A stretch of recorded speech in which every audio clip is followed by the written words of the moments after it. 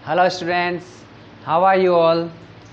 तो chapter 6 triangle वाला chapter जो है हम कंप्लीट कर चुके हैं। आज हम स्टार्ट कर रहे हैं चैप्टर 5। इसका नाम है अरिथमेटिक प्रोग्रेशन। इसका आज हम देखेंगे इंट्रोडक्शन। ठीक है, तो देखिए, तो सबसे पहले तो हम देखते हैं कि अरिथमेटिक प्रोग्रेशन का मतलब क्या है। प्रोग्रेशन का मतलब क्या होता है? प्रोग्रेशन का मतलब एज यू नो, जैसे कि आपको पता है कि प्रोग्रेशन का मतलब होता है बढ़ना। ओके, अगर कोई एक पॉइंट है उससे आगे बढ़ना। बात समझ में आ गई? चलिए, तो प्रोग्रेशन में इसका मतलब है कि हम आगे बढ़ेंगे, यानी कि हमारे पास कोई ना कोई सीरीज़ आने वाली है। इसमें हम क्या पढ़ने वाले हैं? सीरीज़ पढ़ेंगे। कोई एक नंबर होगा, उसके आगे एक और नंबर लिख रहा होगा, उसके आगे एक और नंबर, उसके आगे एक और नंबर, उसके आगे एक और नंबर। इट मीन्स ये क्या बन रही होगी? एक सीरीज़ बन रही होगी अरिथमेटिक। अब सीरीज़ तो किसी की भी हो सकती है। आपने बचपन में चेन तोड़ खेला होगा, ठीक है, तो या अभी भी बचपन में ये चल रहा है वैसे तो आप चेन तोड़ खेलते होंगे, तो चेन बना ली, यानी कि एक सीरीज़ बना ली। लेकिन क्या वो अरिथमेटिक बोलेंगे क्या उसको? नहीं बोलेंगे, उसमें तो हम इंसान हैं। अरिथमेटिक का मतलब क्या हो गया, या अरिथमेटिक प्रोग्रेशन का मतलब क्या हुआ? नंबरों की सीरीज़। ठीक है, किसकी सीरीज़ देखेंगे हम इसमें? नंबर्स की सीरीज़। तो नंबर्स की सीरीज़ को ही हम क्या बोलते हैं? Arithmetic progression. ओके, अब क्या मतलब है इसका? देखो कैसे, जैसे कि मान लीजिए कि इसमें हम क्या करेंगे, जैसे कि 5 लिखा हुआ है, ठीक है, 5 के बाद मान लीजिए यहाँ पर 7 लिख दिया, 7 के बाद 9 आ गया, 9 के बाद 11 आ गया, 11 के बाद 13 आ गया, 13 के बाद 15 आ गया। अब ऐसा कितना लिखें भाई? ठीक है, तो मान लीजिए कि हम इसमें आगे लिखते जाएंगे, तो आगे लिखते जाएंगे, ऐसे चलता जाएगा। मान लीजिए अगर मैं लिखता ही जाऊँ तो कब तक लिखूँगा भाई? ऐसे तो कभी पूरी ज़िंदगी भर तो यहाँ खड़ा खड़ा लिखता तो नहीं रहूँगा। तो हम ऐसे कैसे बताएं कि ये और आगे है, उसको कैसे बताएं? तो उसको बताने के लिए हम क्या करते हैं, इस तरीके से डैश डैश लगा देते हैं। तो डैश डैश लगाने का मतलब क्या हुआ कि ये सीरीज़ जो है वो 15 पर कंप्लीट नहीं है, वो और आगे चल रही है। ठीक है, अब हम इसमें देखेंगे कि जो सीरीज़ होती है ना, ये जो अरिथमेटिक प्रोग्रेशन में जो सीरीज़ होती है, ये सीरीज़ ऐसी सीरीज़ होती है जिसमें एक फिक्स पैटर्न होता है। ऐसा नहीं है कि कुछ भी मन से नाम नंबर लिख दिया हो। ठीक है, मन से नंबर नहीं लिखते। इसमें क्या होता है? एक पैटर्न होता है इसमें। और वैसे तो जब आप बड़ी क्लास में जाओगे, 11th में जाओगे, 12th में जाओगे, तब भी आपको यहाँ पर ये पढ़ना पड़ेगा। और वहाँ पर, और इवन जब आप गवर्नमेंट जॉब की तैयारी करोगे तब आप में वहाँ पर इस तरीके के सीरीज़ पे क्वेश्चन आते हैं, और हमें वहाँ यही पैटर्न फाइंड करना होता है। और उस वक्त पैटर्न कैसा भी हो सकता है, कैसा भी पैटर्न, उस पैटर्न को फाइंड करना ही बहुत मुश्किल हो जाता है। इसीलिए वो क्वेश्चन उस कंपटीशन वाले यानी कि गवर्नमेंट जॉब की एग्ज़ाम में पूछे जाते हैं। ठीक है, बट यहाँ इतना मुश्किल नहीं है। ये अभी तो हमारी तो स्टार्टिंग है, तो स्टार्टिंग में इतना मुश्किल नहीं होगा। कैसे? देखिए, इसका अगर पैटर्न फाइंड करना है तो इसका एक तरीका है, सिर्फ इसका क्लास 10 तक की बात वाली कर रहे हैं अपन। ठीक है, तो कैसे फाइंड करें भाई पैटर्न? तो देखिए, करना क्या है कि आपके पास जो सेकंड टर्म है, देखिए ये कौन सी टर्म है? टर्म 1। ये क्या है? टर्म 2। ये क्या है? टर्म 3। ये क्या है? टर्म 4, टर्म 5, टर्म 6, और इस तरीके से सोन चलता जाएगा।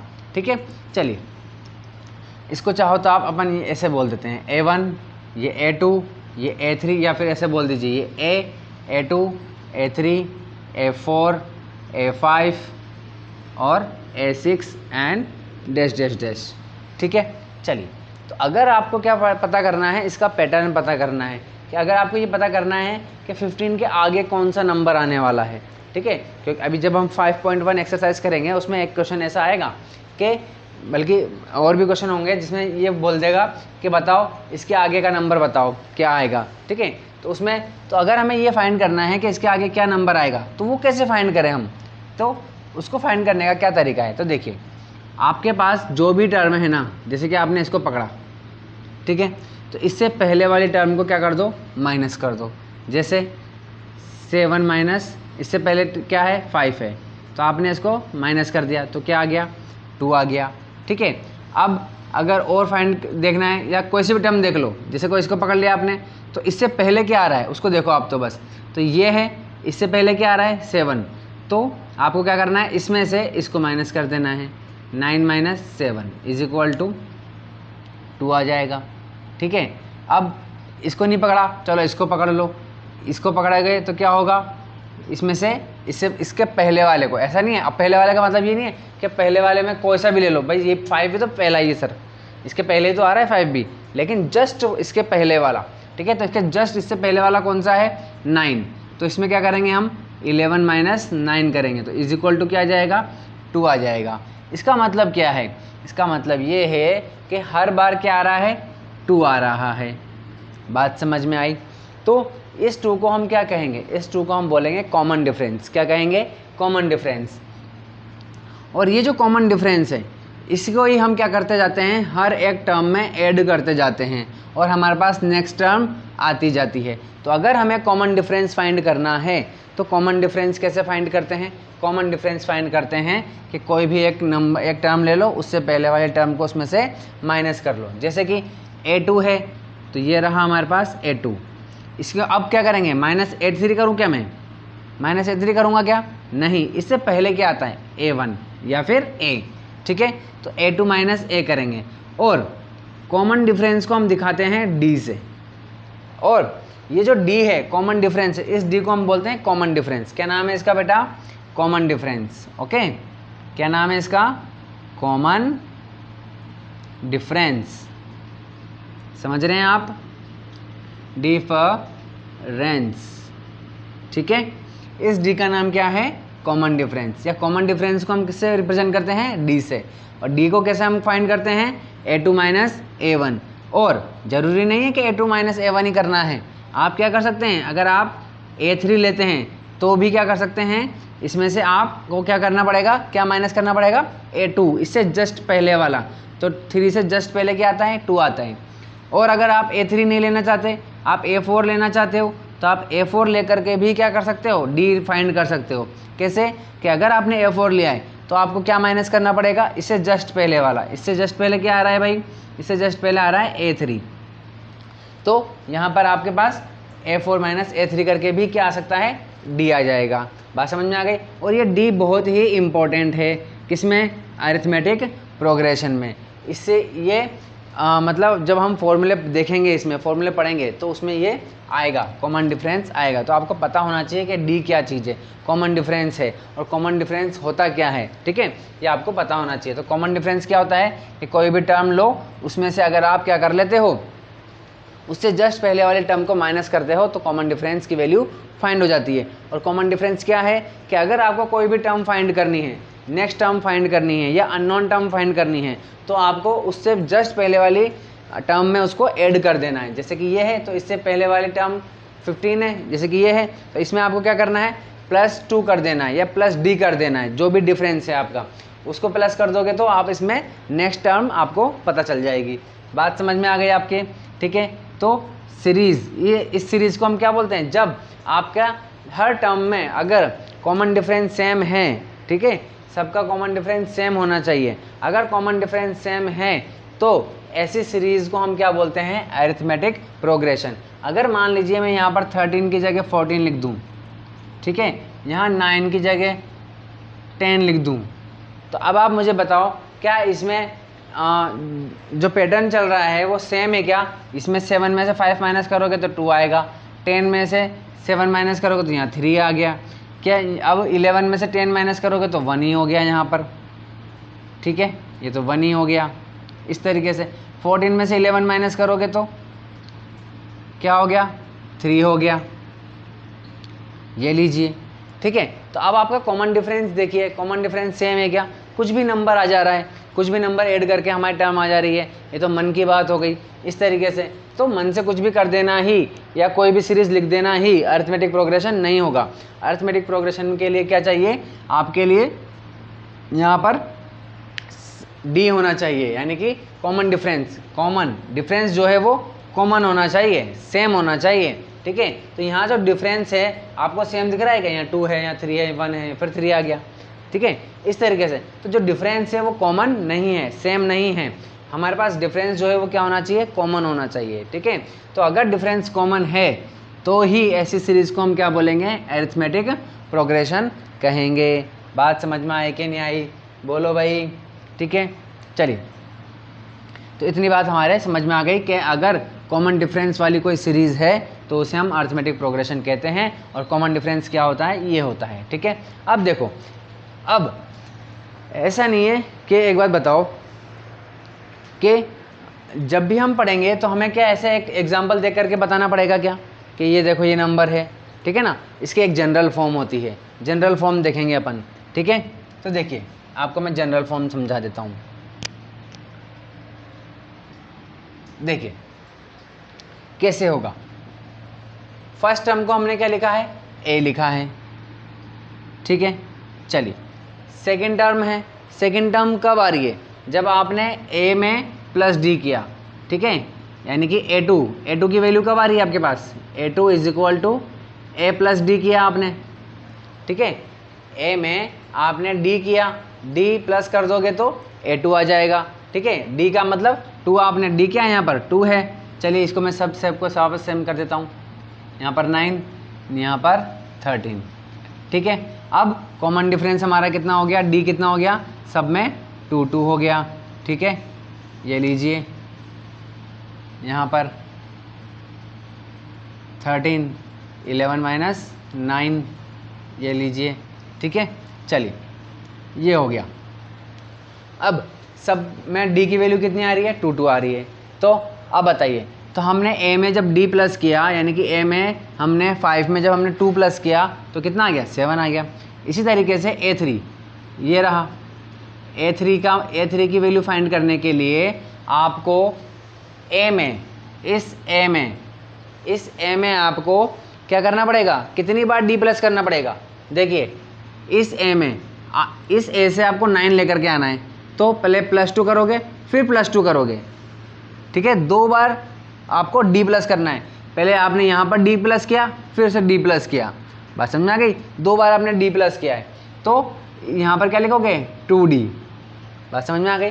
ऐसा क्यों कर रहे हैं हम ऐसे भी लिख सकते हैं। देखिए a3 is equal to a plus a2, ऐसे भी लिख सकते हैं। और a2 की वैल्यू क्या है, a प्लस डी है। ठीक है, तो यहाँ पर क्या हो जाएगा, ऐसे।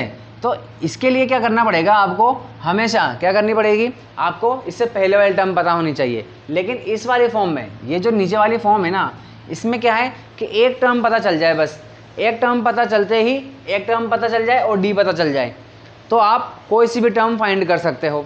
ठीक है, जैसे देखिए यहाँ पर अगर आपको a4 फाइंड करना है, ये लीजिए a4 फाइंड करना है। अब आप फर्स्ट टर्म क्या है, a है, ये लीजिए। ठीक है, फर्स्ट टर्म तो हमेशा क्या रहेगी, a रहेगी। अब आपको फोर्थ टर्म लाने के लिए कितनी बार डी प्लस करना है, 1 2 और ये 3 बार। ठीक है, यहाँ पर 2 प्लस किया, फिर 2 प्लस किया और फिर 2 प्लस किया, यानी कि फर्स्ट टर्म में अगर आप 3 बार क्या करोगे, डी प्लस कर दोगे, तो आपके पास क्या आ जाएगी, फोर्थ टर्म आ जाएगी। बात समझ में आ गई। इसी तरीके से अगर आपको फिफ्थ टर्म लेकर के आनी है तो क्या करना पड़ेगा आपको, यहाँ पर देखिए 1 2 3 और ये 4, कितनी बार आपको डी प्लस करना है, 4 टाइम्स।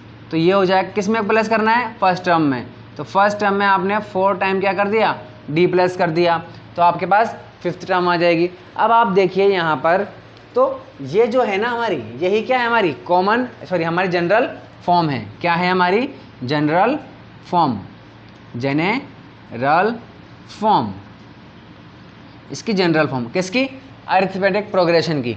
तो अगर आपसे कोई पूछे कि अरिथमेटिक की जनरल फॉर्म क्या होती है, तो आप क्या बोलोगे, सबसे पहले ए लिखेंगे, फिर सेकंड टर्म क्या होती है, सेकंड टर्म में हमें ए प्लस डी करना है।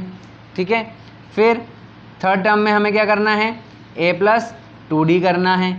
ठीक है, अगर आप कभी भूल भी जाओ कि थर्ड टर्म में तो यहाँ पर 3 लिखना पड़ेगा शायद। ठीक है, जैसे कि मान लो थर्ड टर्म लिखनी है तो क्या करना पड़ेगा, ए प्लस 3d करनी पड़ेगी। ठीक है, तो कभी कभी बच्चे कंफ्यूज क्या हो जाते हैं, जैसे कि अगर हमें थर्ड टर्म लिखनी है तो वो क्या करते हैं, सॉरी ये तो फोर्थ टर्म है, अगर हमें फोर्थ टर्म लिखनी है तो बच्चे क्या करते हैं, भाई फोर्थ टर्म है तो 4d करना पड़ेगा, फिफ्थ टर्म में 5d करना पड़ेगा। ऐसा नहीं है। देखिए जो भी टर्म लिखनी है आपको, ये क्या है, a1 है, ये क्या है, a2 है, ये क्या है, a3 है, ये क्या है, a4 है। बात समझ में आ रही है। तो ये फर्स्ट टर्म है, ये सेकंड टर्म है, ये थर्ड टर्म है और ये फोर्थ टर्म है। तो जो टर्म आप लिख रहे हो उससे एक कम डी प्लस करना है। कैसे? देखिए यहाँ पर सेकंड टर्म है, 2 नंबर की टर्म है, तो कितना डी प्लस कर रहे हो? 1 डी प्लस कर रहे हो। यहाँ पर थर्ड नंबर की टर्म है तो आप एक कम यानी कि 2 डी प्लस कर रहे हो। यहाँ पर 4 नंबर की टर्म है तो कितना डी प्लस कर रहे हो? 3 डी प्लस कर रहे हो। समझ रहे हो? इसी तरीके से जब आपको अगर फिफ्थ टर्म फाइंड करनी है तो आपको क्या करना पड़ेगा? ए प्लस कितने डी करने हैं? 4 डी। अब क्वेश्चन ये आता है सर ऐसा क्यों हो रहा है कि आप जो टर्म हम लिख रहे हैं उससे एक कम हम डी प्लस कर रहे हैं, ऐसा क्यों हो रहा है? ऐसा इसलिए हो रहा है क्योंकि देखिए 4 टर्म तो ये हो गई और एक फर्स्ट टर्म ये हो गई। कितनी टर्म हो गई? 5 टर्म हो गई। तो फर्स्ट टर्म ये रही, 4 ये रही, 5 टर्म हो गई। ठीक है, तो ये फिफ्थ टर्म हो गई। बात समझ में आ गई? तो इस तरीके से आप यहाँ पर कोई सी भी टर्म फाइंड कर सकते हो। क्या कर सकते हो? कोई सी भी टर्म फाइंड कर सकते हो। जैसे कि मान लीजिए कि ये है 1 2 3 4 5 6 है, ठीक है ना। अब अगर आपसे पूछा जाए कि ये 6 टर्म तो यहाँ दे रखी है, लेकिन आपसे पूछे कि बताओ यहाँ पर आप देखिए 6 है तो यहाँ पर A7 A8 A9 और फिर A10 ऐसे टर्म आएगी। तो अगर मैं आपसे बोलूँ कि A10 वाली वैल्यू बताओ, कैसे निकालोगे A10 वाली वैल्यू? तो A10 की अगर आपको वैल्यू निकालनी है तो बताओ कुछ मुश्किल है क्या इसमें? क्या करना है? देखिए ये रहा, अगर ये A5 है, A6 A7 A8 A9 और A10 ऐसे निकालेंगे। तो जब हम A5 को कैसे लिख रहे हैं? A प्लस 4D लिख रहे हैं, तो इसको भी लिख सकते हैं। कैसे लिखेंगे? A प्लस जिस नंबर की टर्म निकालनी है हमें, जो टर्म निकालनी है उससे एक कम D प्लस करना है, तो एक कम D यानी कि 9D, ये लीजिए। ठीक है, तो A10 आ जाएगा। A10 निकालने के लिए क्या होगा? देखिए A की वैल्यू कितनी है? ये रही 5 फर्स्ट टर्म, ठीक है। 9 इंटू D की वैल्यू कितनी है हमारे पास? 2 है, ये रही 2, ठीक है। तो 9 2 ज़ा 18 प्लस 5, ये लीजिए 18 प्लस 5 कितना हो जाएगा? 23। इसका मतलब अब आपको पूरी सीरीज लिखने की ज़रूरत नहीं है। आप क्या कर सकते हैं? आप कोई सी भी टर्म, इसकी अगर ये तो 10 नंबर की टर्म थी, आप इसकी 30 टर्म भी निकाल सकते हो, 25 टर्म भी निकाल सकते हो, 100 भी निकाल सकते हो, 200 भी निकाल सकते हो। कितनी भी टर्म आप इसकी निकाल सकते हैं इस फॉर्मूले से। और यही आपने क्या कर लिया? ये लीजिए, आपने क्या फाइंड कर लिया? आपने क्या समझ लिया? आपने क्या याद कर लिया? फॉर्मूला याद कर लिया। अब क्योंकि जब हम 5.1 पढ़ेंगे तो 5.1 में एक मतलब एक फॉर्मूला यूज़ होता है। कौन सा फॉर्मूला यूज़ होता है? कि वो ऐसे ही एक सीरीज दे देगा और पूछेगा कि इसकी इस नंबर की टर्म निकालो। जैसे आपको ये सीरीज दे दी, इसमें 6 टर्म तो उसने दे दी, अब पूछ रहेगा कि 10वीं टर्म निकालो, 12वीं टर्म निकालो, 15वीं टर्म निकालो, ठीक है, 15 नंबर की टर्म निकालो, ऐसे पूछ लेगा वो। तो यानी कि कोई सी भी टर्म पूछ सकता है। तो कोई सी भी टर्म यानी कि n नंबर की टर्म कोई सी भी पूछ सकता है वो। n नंबर क्या मतलब? n की जगह हम कोई भी नंबर डाल सकते हैं, 10 11 12 13 15 16 25 कुछ भी, ठीक है। तो हम क्या करेंगे यहाँ पर कि उसका फॉर्मूला फाइंड करेंगे। तो यहाँ पर हमने क्या लिखा? n लिख दिया। 10 की जगह हमने क्या लिख दिया? n लिख दिया, ठीक है। a की जगह पर a लिख देंगे प्लस, अब ये नंबर कैसा आ रहा है? ये नंबर आ रहा है यहाँ से माइनस करने पर। क्या माइनस करने पर? 1 माइनस। इसमें से अगर हम 1 माइनस कर दें तो ये नंबर आ जाएगा। देख लीजिए आप, ये देखिए A2 है, जैसे ये A10 है वैसे ये A2 है। तो 2 में से 1 माइनस कर रहे हैं तो ये आ रहा है, 3 में से 1 माइनस कर रहे हैं तो ये आ रहा है, 4 में से 1 माइनस कर रहे हैं तो ये आ रहा है, 5 में से 1 माइनस कर रहे हैं तो ये आ रहा है। तो D के पास वाला जो नंबर है, D से पहले वाला जो नंबर है वो कैसे आ रहा है? जितना नंबर यहाँ है उससे 1 माइनस करके। तो यहाँ पर क्या करेंगे? यहाँ कितना है? 1 है, तो 1 सॉरी यहाँ क्या लिख रहा है? n लिख रहा है। तो इसमें से हमें क्या करना है? 1 माइनस कर देंगे, तो ये n माइनस 1 और ये d, ठीक है। तो ये लीजिए आपका क्या बन गया? फॉर्मूला बन गया। इसी फॉर्मूले का यूज़ होगा 5.1 में, ठीक है ना। बहुत ज़्यादा यूज़ होगा, इवन नॉट ओनली 5.1, 5.2, 5.3 में भी इसका यूज़ होगा, ठीक है। बहुत इंपॉर्टेंट फॉर्मूला है ये, आपको क्या करना है? याद करना है, ठीक है। और केवल रटना ही नहीं है, रटना ही नहीं है, ठीक है ना, याद ही नहीं करना, इसको समझना भी है। और समझ आप ऑलरेडी चुके हो कि ये कैसे आया, ये फॉर्मूला आया कैसे। और इस फॉर्मूले की हेल्प से हम क्या कर सकते हैं? इस फॉर्मूले की हेल्प से हम किसी भी सीरीज का कोई से भी नंबर की टर्म फाइंड कर सकते हैं। चलिए एग्जाम्पल देख लेते हैं, मैं बताता हूँ आपको। देखिए चलिए यहाँ देख लेते हैं नीचे। देखिए मान लीजिए कि कोई नंबर ले लिया अपन ने 3, ठीक है। अब मैंने दूसरा लिख दिया 8, फिर मैंने क्या लिख दिया इसमें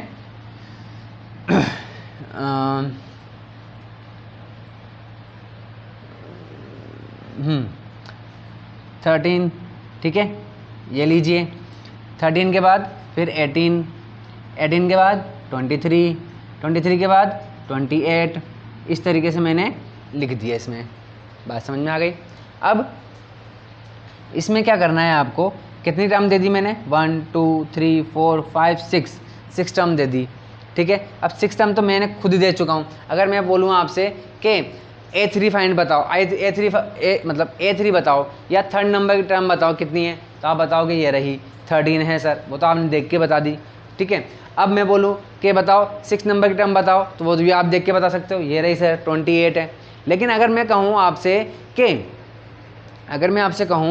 कि A30 बताओ मुझे, यानी कि 30 नंबर की 30th टर्म बताओ मुझे, 30 नंबर की टर्म बताओ, तो आप कैसे इसमें आप एक एक करके ऐसे जोड़ते जाओगे क्या, फिर इसमें जोड़ोगे, फिर इसमें जोड़ोगे, फिर अगले ऐसे करोगे क्या, डायरेक्ट निकाल सकते हो। कैसे निकाल सकते हो, देखिए कौन सी बोला मैंने, 30 बोला, यानी कि n की जगह क्या रखना है हमें 30, ये रहा 30, ओके, ये लीजिए। हमें ऐसे नहीं करना, कई बच्चे क्या करते हैं, फिर वो कहते हैं कि सर हमें तो फॉर्मूला याद नहीं होता, हम तो क्या करेंगे एक एक करके ऐड करते जाएंगे और ऐसे करके 30 निकालेंगे, तो उसमें बहुत टाइम लग जाएगा।